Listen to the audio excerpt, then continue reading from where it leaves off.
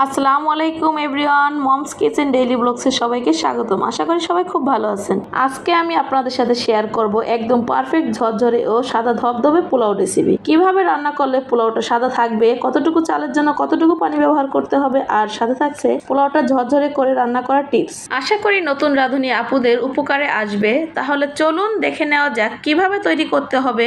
ভিডিওটি না টেনে শেষ পর্যন্ত দেখুন।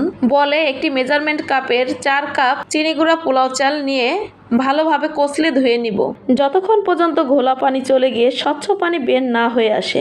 এজন্য পানি পাল্টে বেশ কয়েকবার ধুয়ে নিতে হবে, যতক্ষণ পর্যন্ত স্বচ্ছ পানিটা বের না হয়ে আসে। এরপর আমি একটা স্টিলের চালনিতে চালটা সেঁকে নিব প্রায় 10 মিনিটের মতো, যেন চাল থেকে সম্পূর্ণ পানি ঝরে যায়। এখন চুলায় একটি হাঁড়ি বসিয়ে এর মধ্যে দিয়ে দিব 1/4 কাপ রান্নার রেগুলার তেল, আর এর মধ্যে দিয়ে দিব 1/2 কাপ পেঁয়াজ কুচি। পেঁয়াজ কুচিটা আমি ভেজে ব্রেস্তা করে নিব।